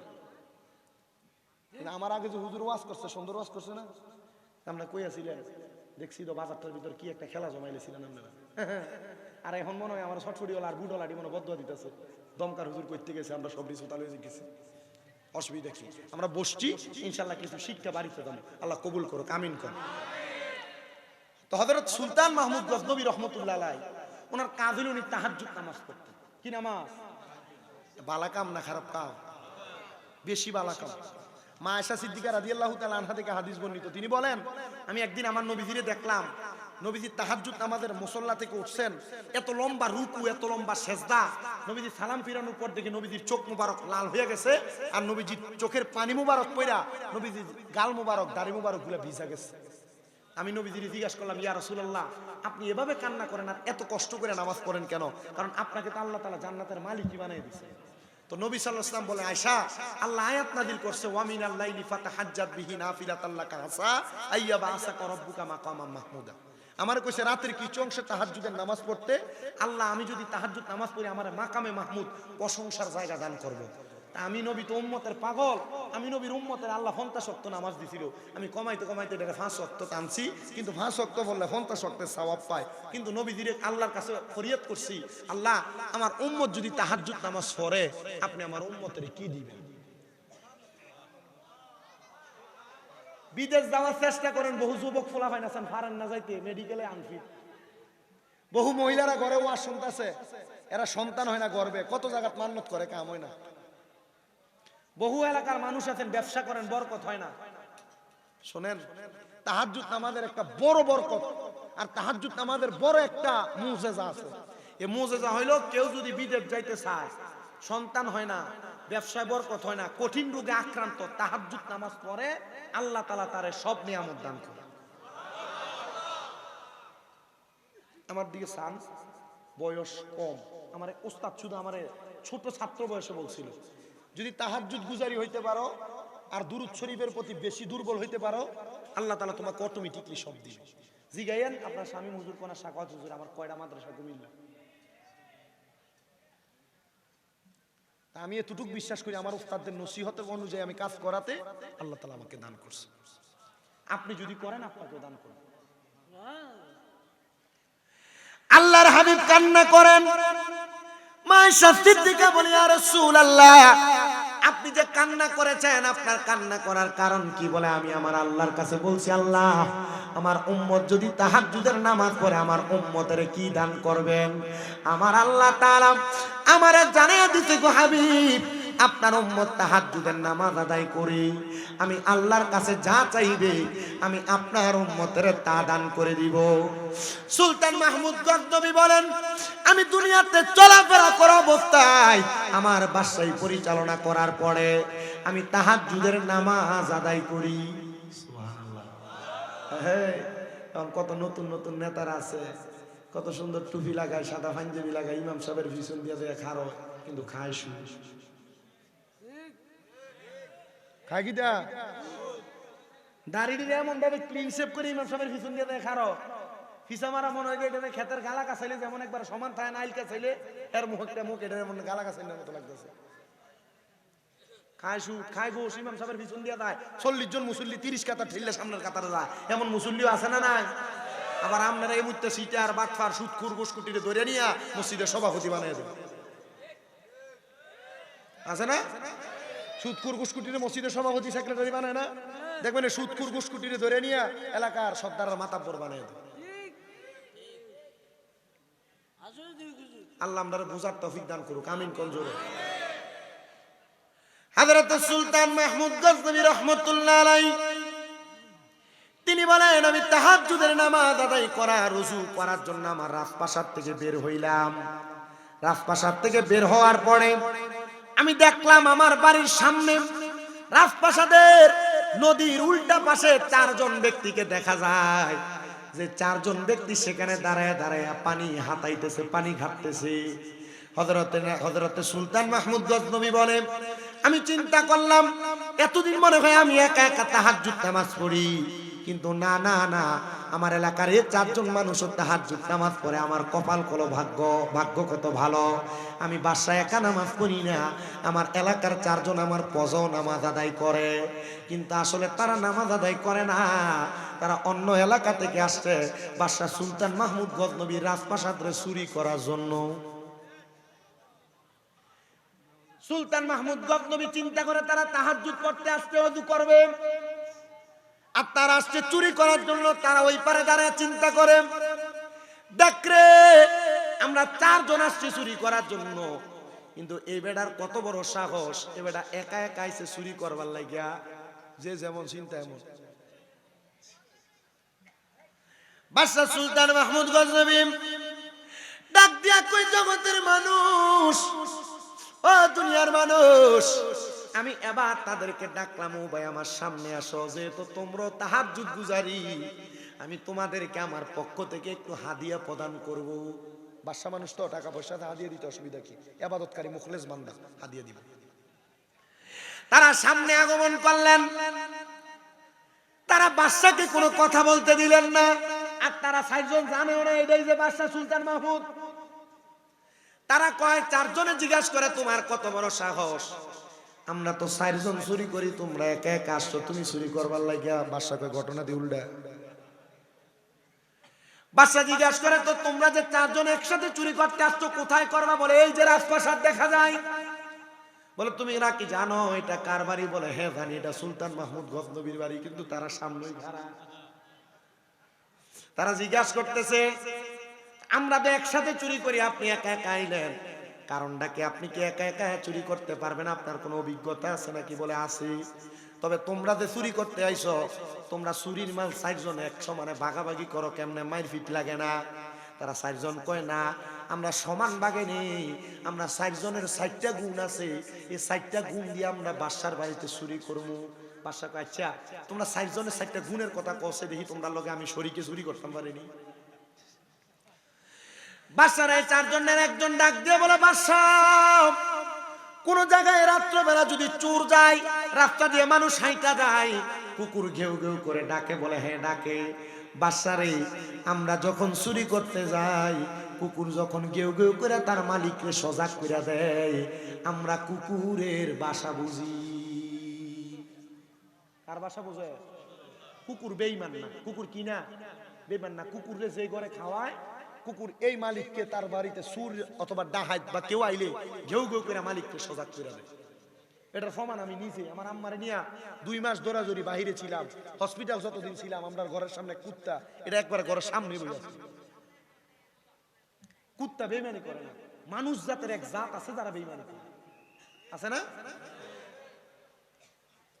ওনারা নাফরমান হিসেবে আল্লাহর কাছে উঠবেন, যাদের মুখগুলো হবে কি পাখি না, মুখ ঠোঁট লম্বা, যে ওট পাখি নেই ঠোঁট লম্বা,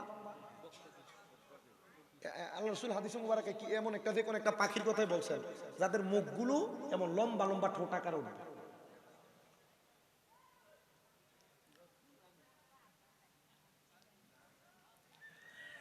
তো বাদশা ডাক দিয়ে বলেন, একজনের ক্ষমতা জানলাম, আর বাকি 3 জনের ক্ষমতা কোন? একজন ডাক দিয়ে কয়, আমার ক্ষমতা হইল পৃথিবীর যত কঠিন তালা হোক না কেন, আমি এটাকে সেকেন্ডের মাধ্যমে, ইশারার মাধ্যমে খুলে ফেলতে পারি। বলে দুইজনেরটা জানলাম, তৃতীয় নম্বরের ক্ষমতা বলেন। তৃতীয় নাম্বার ব্যক্তি ডাক দিয়ে বলতেছেন, আমার ক্ষমতা হলো আমি ঘরের মধ্যে প্রবেশ করার পর নাকের গ্রান টান দিয়ে বলতে পারি কোন জায়গায় টাকা পয়সা হীরামণি মুক্তা আছে। বলে তিনজনেরটা কথা কইছ না, তিনজনেরটা জানলাম। 4 নাম্বার জনের ক্ষমতা কি? 4 নাম্বার জন ডাক দিয়া কয়, বাদশাহ আমি রাত্রবেলা যারে দেখি দিনের বেলা তারে চিনি, দিনের বেলা যারে দেখি রাত করতে দাঁড়াইছেন। বাদশা দেখেন আপনার ডান হাতের ডান দিকে কি দেখা যায়? বাদশা তাকাইছে, কিছু নাই। বাদশা দেখেন আপনার বাম দিকে কি দেখা যায়? বলে কিছু নাই। বাদশা গো আপনারও তো গুণ, ডান দিকে তাকাইলে এ বাদশা আপনি মানুষের বিচার কার্য মাফ করে দেন, আর বাম দিকে তাকাইলে ফাঁসির আসামি মাফ করে দেন। বাদশা আমরা স্বীকার করি পেটের দায়ে চুরি করতে আপনার বাড়িতে আসছি গো বাদশা। আমাদের গোত্রের সব মানুষ ক্ষুধার্ত, আমাদের এলাকার বাদশারা লুটপাট করে সব খায়া ফেলাইছে। আমরা আপনার বাড়িতে চুরি কইরা যা নিতাম আমার এলাকার মানুষকে খাওয়াইতাম। বাদশা আপনি তো আমাদের ফাঁসিও মাফ করছেন, ডাইনে বামে তাকে একু সব মাফ করছেন। বাদশা এবার যে শাস্তি দেন সেই শাস্তি আমরা নিয়ে যাব। বাদশা কয়, যারে যা রিজিকের তালাশ করতে যায় যে তো চুরি করতে আসতো, আমি তোমাদেরকে আমার রাজপ্রাসাদে চাকরি দিয়া দিলাম। ওরে বিনা মাইনে করব চাকরি, বিনা মাইনে করব চাকরি, আবেচ্ছা বাবা দরবারে চাকর নিরাখি বায়া মারে দয়াল। আবেচ্ছা তোমার দরবারে চাকর নিরাখি বায়া মারে। আমি দিনের মাইনে দিনে চাই না, দিনের মাইনে দিনে চাই না, দিও বাগদাদি একসাথে চাকর নিরাখি ভাই আমার দয়াল। মুর্শিদ তোমার দরবারে চাকর নিরাখি ভাই আমারে। তারা 4 জনের বাদশার বাড়িতে দায়িত্ব দিতে কাম দিতে, বাদশার পুরা রাজপ্রাসাদ পরিষ্কার করব। তারা চুরি করার কারণটা দেখছেননি, খাবারের কারণে তারা চুরি করছে। আল্লাহর নবীর হাদিসে মুবারক ওমর ইবনে খাত্তাব রাদিয়াল্লাহু তাআলা আনহু বলে, কোন এলাকার মানুষ যদি পেটের ক্ষুধার জ্বালায় চুরি করে তাহলে ওই এলাকার বাদশারে ওই এলাকার প্রতিনিধিরে ধইরা আইনা তার হাত কাটটা দেও। বলে কেল্লে গারে? বলে তারপরে চোরের হাত কাটবা, কারণ ওই এলাকার বাদশা প্রতিনিধি তার এলাকার ক্ষুধার্ত মানুষের খবর নেয় না। বাংলাদেশে 5 আগস্টের পরে বহু নেতা দেখা যায়, সব নেতার কাছে কইবা তোমরা যদি আমরা সুখে দুঃখে কাছে থাকতে পারো, নির্বাচনের আগে ঠুসঠাস, নির্বাচনের পরে কেউ নাই। যদি আমরা ওয়াদা দাও আমরা যারা সুন্নি মুসলমান আছি আমরা সুখে দুঃখে তোমরা থাকবা। 5 আগস্টের পরে যত জায়গায় বাংলাদেশে মাজারগুলা ভাঙছে প্রত্যেকটা মাজার ভাঙার বিচার করবা, আমরা তোমরা ভোট দেবো, নচেত আমরা ভোট দিতাম না।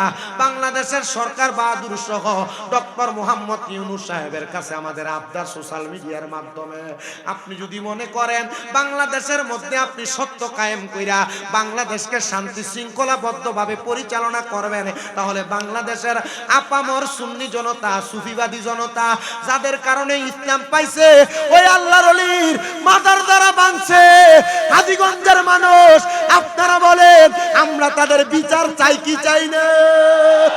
কারা কারা বিচার চাই হাত উঠে আল্লাহকে দেখান।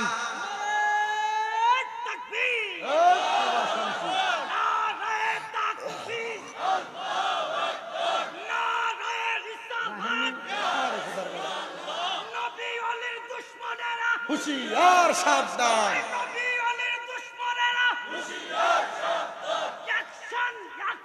Direct action. তুমি কে আমি কে? সুন্নি তুমি কে আমি কে? শুনেন সুন্নি জনতা, চাঁদপুরে হাজীগঞ্জের বাড্ডা ঈদগাহ ময়দান থেকে আমরা বাংলাদেশের বর্তমান উপদেষ্টা, অন্তর্বর্তীকালীন সরকার, আপনি তো বাংলাদেশকে স্থিতিশীল করার জন্য আসছেন, কিন্তু আপনি বসার পরে যারা বাংলাদেশের সুফি তত্ত্বের কারখানা আউলিয়া কেরামের মাজারগুলোতে হামলা করেছে, আপনি যদি বাংলাদেশের সাম্প্রদায়িকতা রক্ষা করতে চান, মাজার যারা ভাঙছে তাদেরকে অনতি বিলম্বে শাস্তির আওতায় আনেন। আমরা তাদের শাস্তি চাই কি চাই না? মাজারগুলারে ভাঙ্গা এরা গেছিল কিন্তু পূজা মণ্ডপের ভিতরে পূজা দিবার লাগিয়া, আপনারা দেখেন নাই? এরা মাজার গুলারে ভাঙ্গা পূজার মণ্ডপে দেয়া পূজা কইছে, পূজার কীর্তন গাইছে, আবার কত সুন্দর কইছে রোজা আর পূজা বলে সব বলে সমান। নাউজুবিল্লাহ, জোরে কর না কেন? যেটা রোজা আর পূজারও সমান কয় আর হিন্দু মুসলিম ভাই ভাই কয়, এটা কি আসলে ঈমান আছে না গেছে?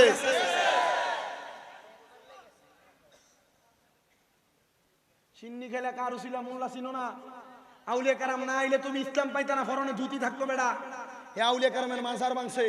আমরা ডক্টর মোহাম্মদ ইউনূস বাংলাদেশের প্রশাসনিক কর্মকর্তা, যিনারা আপনারা আমাদের কথাগুলো শোনেন, আমরা বাংলাদেশের রাষ্ট্রকে, রাষ্ট্রের পরিচালনা যারা করে, রাষ্ট্রকে যারা প্রশাসনিকভাবে ঘাট দিয়া রাষ্ট্রকে শৃঙ্খলাবদ্ধ রাখে, আমরা প্রশাসনকে সম্মান করি, রাজনৈতিক কর্মকর্তাদেরকে সম্মান করি। আমরা চাই প্রশাসনিক কর্মকর্তা সহ রাজনৈতিক প্রত্যেকটা কর্মকর্তা মাজার ভাঙার বিচার করবে।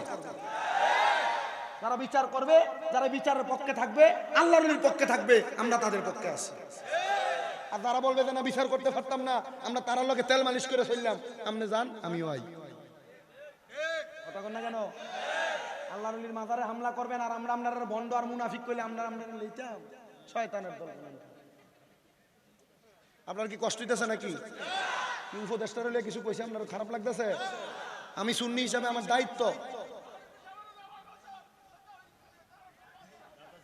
আল্লাহ কবুল করেন, আমিন পড়েন।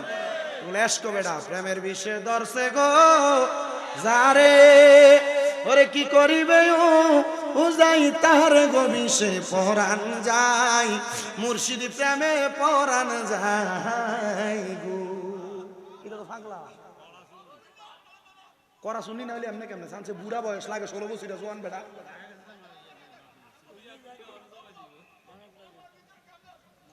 আল্লাহ কবুল করেন, আমিন পড়েন।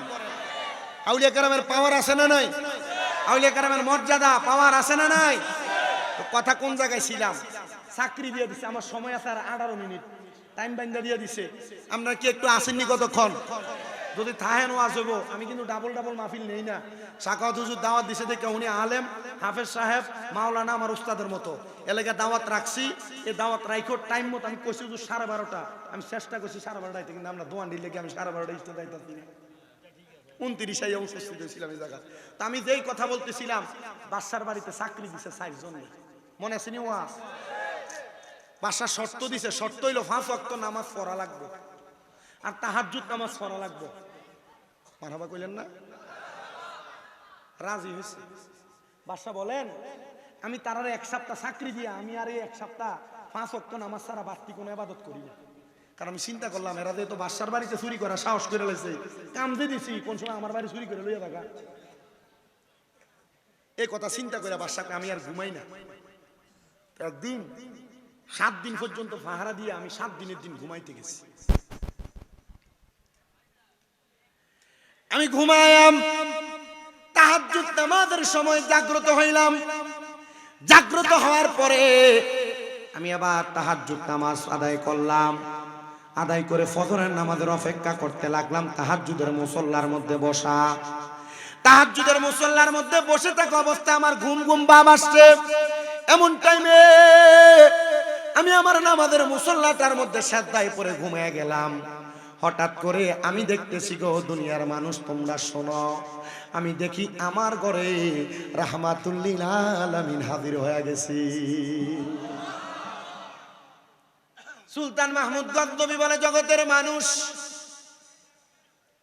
আমি যখন দেখলাম আমার ঘরে রাহমাতুল্লিল আলামিন নবী হাজির হয়ে গেছে, আমি জিজ্ঞাইলাম, ইয়া রাসূলুল্লাহ, আপনি আমার ঘর মুবারকে কেন হাজির হইলেন? নবী আমার, নবীজির চেহারা মুবারকের উপর থেকে সাদা কাপড়টা সরাইয়া দিলেন। আমি দেখলাম আমার নূরের নবী রাহমাতুল লিল আলামিন নবীজির মুখটা একবারে মলিন দেখা যায়। ইয়া রাসূলুল্লাহ, ইয়া হাবিবাল্লাহ, আমি সুলতান মাহমুদ গজনবী কেমন কোন অন্যায় করেছি যে অন্যায়ের কারণে আপনার মুখটা মলিন দেখা যায়? আমার নবী ডাক দিয়া কয়ে, সুলতান মাহমুদ গজনবী, কি অন্যায় করছো, কি অন্যায় করছো রে? আল্লাহর চারজন খাস বান্দারে তুমি তোমার বাড়ির চাকর বানাইছো। সুলতান মাহমুদ গজনবী কারি আল্লাহর হাবিবের জবান মুবারকের কথা, আমি নাকি আল্লাহর খাস চারজন বান্দারে আমার বাড়ি চাকর বানাইছি? ইয়া রাসূলুল্লাহ, আমি তো চারজন চোরকে আমার বাড়ির চাকর বানাইছি, যারা আমার বাড়িকে দিনে 2 বার করে পরিষ্কার করে। আমার রাসূল ডাক দিয়া কয়, হ্যাঁ তুমি চোরে চাকর বানাইছো, তবে জানো এই 7 দিন পর্যন্ত তারা তোমার রাজপ্রাসাদ পরিষ্কার করার পাশাপাশি যে 5 ওয়াক্ত নামাজ পড়া এমন ভাবে তাহাজ্জুদ গুজারি হইছে, তারা আমার আল্লাহর বান্দা থাইকা বন্ধু হইয়া গেছে।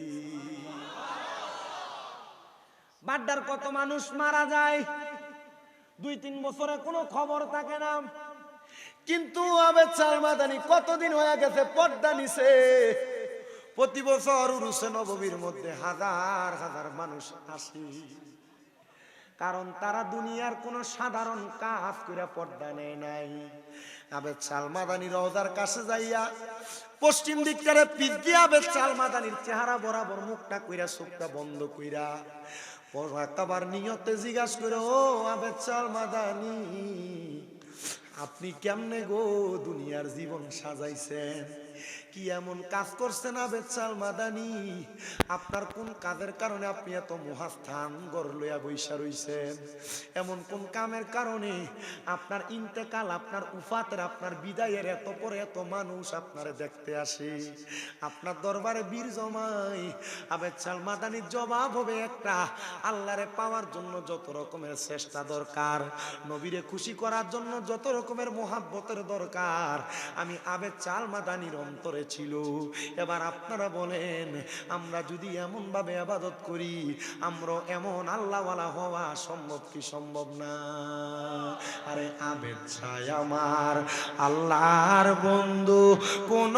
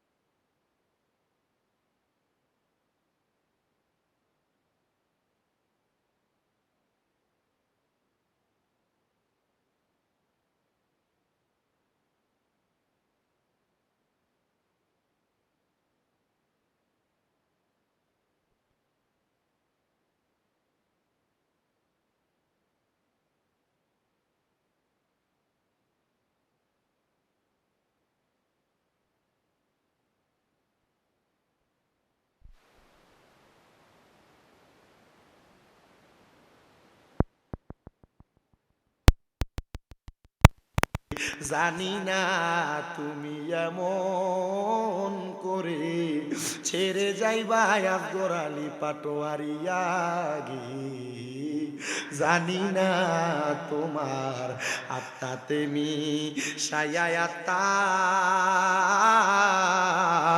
কইতাম কত মনের কথা গো, এখন কার কাছে কই মনের কথা কেউ নাই আমার আপনা মুর্শিদ, কার কাছে কই মনের কথা কেউ নাই আমার আপনা আগে, জানি না তুমি এমন করে ছেড়ে যাইবা বেছা আগে, জানি না।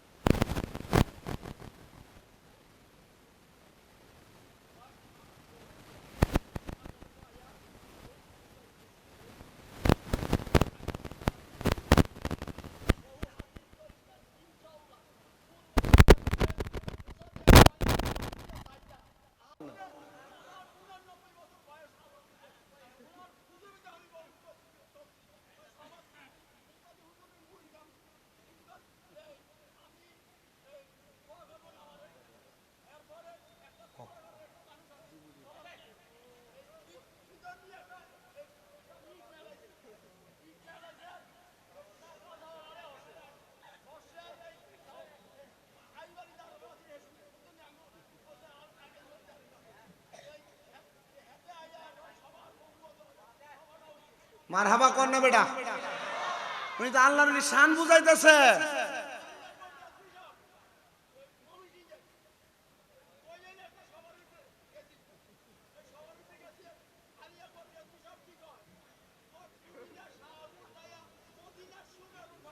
মারহাবা কর না মারহাবা, মানে বাগদাদি হুজুর কেবলার প্রশংসা আবেদ দাল মাদানি আবেদ চাল মাদানি হুজুরও করে গেছে, আবার আলী আকবরের বিশা হুজুরও করে গেছে। দেখছেন নি পাগলার মনের কথা, তোমার শান্তিকরণের লাগা আমি একটা শাহপুরের শান গাই, আমি জানি শাহপুরের বহুত পাগলা আছে। আরে শাহপুরের প্রেম বাগানে, শাহপুরের প্রেম বাগানে ফুটলো আজব ফুল, সেই ফুল আমার প্রাণের মুর্শিদ বাগদাদি হুজুর, সেই ফুল আমার প্রাণের মুর্শিদ কাউকাব শাহ হুজুর। এটা আমার নিজের লেখা, একটু মহাব্বতে কোন। শাহপুরের প্রেম বাগানে, শাহপুরের প্রেম বাগানে ফুটলো আজব ফুল, সেই ফুল আমার প্রাণের মুর্শিদ বাগদাদি হুজুর, সেই ফুল আমার প্রাণের মুর্শিদ কাউকাব শাহ হুজুর। প্রেম বাগান ফুটলো আজব ফুল, বাগদাদি বাবার নয়ন মনে কাউকাব শাহ হুজুর। আল্লাহ আল্লাহ জিকিরেতে থাকেন যে মশগুল, সেই ফুল আমরার প্রাণের মুর্শিদ বাগদাদি হুজুর, সেই ফুল আমরার প্রাণের মুর্শিদ কাউকাব শাহ হুজুর। জবান খুলে জোরে কনিয়া বলি আল্লাহ। ও বন্ধু, হযরত সুলতান মাহমুদ গজনবী সাথে সাথে নামাজের মুসল্লা থেকে উঠা গেছে, দৌড়ে দেয় ওই চারজন ব্যক্তিরে ডাক দিয়াই না, ডাক দিয়া কই হুজুর এমন ইবাদত বুঝি 7 দিনের ভিতরে করছেন যে ইবাদত দিয়া আল্লাহর বন্ধু হয়ে গেছেন। জান গো জান, আমি আমার বাসায় চাইরা দিলাম, আপনারা 4 জনের আমি আমার বাসায় দিয়া দিলাম। জোরে জোরে কন্যা আল্লাহু আকবার। আরে মাত্র 7 দিনের ইবাদতে বাসাই ছাইরা দিয়া বাসাই ওই 4 জনরে দিয়া দিছে, অন্য কোনো কারণ না। পাগলা মানুষ গো, পিসাবরা শান হলে এমনি দিয়া দেয় মুড়িদরে 2 ঘন্টা ওয়াজ করানোর পরে কেন আচ্ছা বইয়ের নাম নেই ও মুসলমান ও নবীর উম্মতের দলেরা এবার ওই 4 জনকে বাদশাহীর দায়িত্ব দিয়ে সুলতান মাহমুদ গজনবী জংলায় যায় ইবাদত করে জংলায় যায় যখন ইবাদত করে গো জংলার মধ্যে যে আল্লাহরে ডাকে জংলার মধ্যে যে রাসূলকে ডাকে সুলতান মাহমুদ গজনবীর কাছে যাইয়া ওনার সেনাপতিরা ডাক দিয়া কয় সুলতান মাহমুদ গজনবী আপনি কি বাদশার রাজপ্রাসাদে ফিরে যাবেন না আপনি কি আপনার কর্মকার্য সম্পাদন করবেন না সুলতান মাহমুদ গজনবী ডাক দিয়া কয় এই বাদশাহীর কারণে আমার নবীজির চেহারা মুবারক বেজার আমি দেখছি ওই বাদশাহী আমার দরকার নাই ও মুসলমান ইমানদার হারাম খাইলে সুদ খাইলে ঘুষ খাইলে পরের হক মাইরা মাইরা খাইলে রহমতের নবী বেজার হয় বেজার হয় বেজার হয় এই জন্য আমি সবার কাছে আপনারা জানাই রে আমার বাবাজিরা বন্ধুরা আপনারা হারাম খাওয়া থেকে দূরে থাকবেন হালাল খাবার খাইবেন এমন ভাবে ইবাদত করবেন যেন আপনার ইবাদতে নবী বেজার না হয়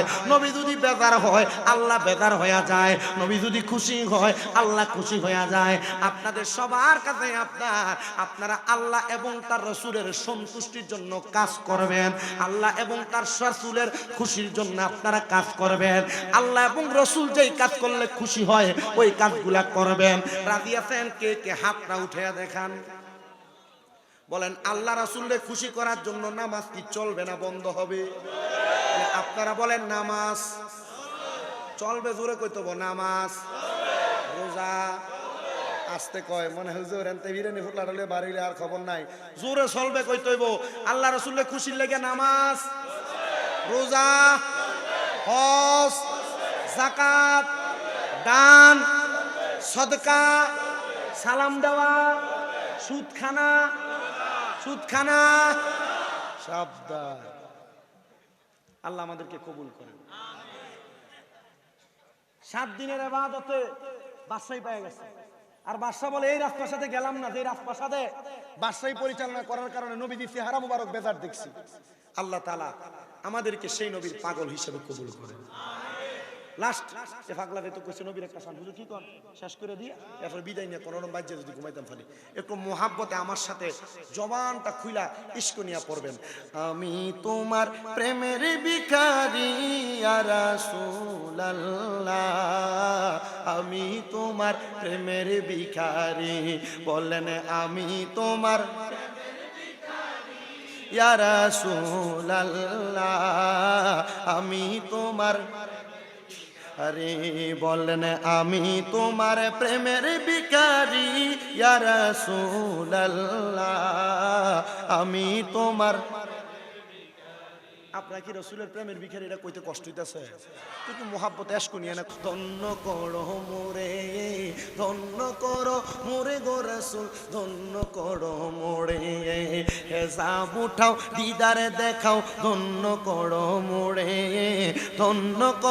মোরে গো রাসূল ধন্য করো মোরে তোমার দিদার বিহনে পরাণ যে বাঁচে না ইয়া রাসূলুল্লাহ আমি তোমার প্রেমের ভিখারি কন্যা আমি তোমার প্রেমের ভিখারি ইয়া রাসূলুল্লাহ আমি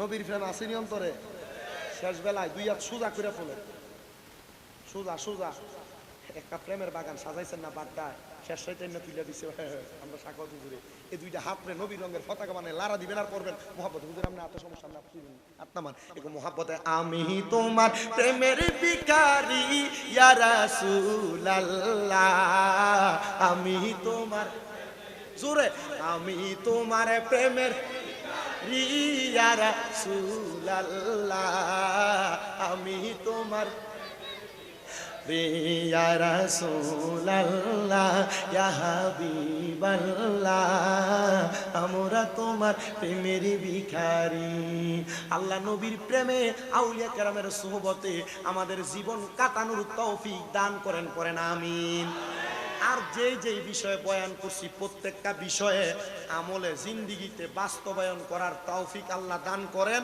আসসালামু আলাইকুম ওয়া রাহমাতুল্লাহি ওয়া বারাকাতুহু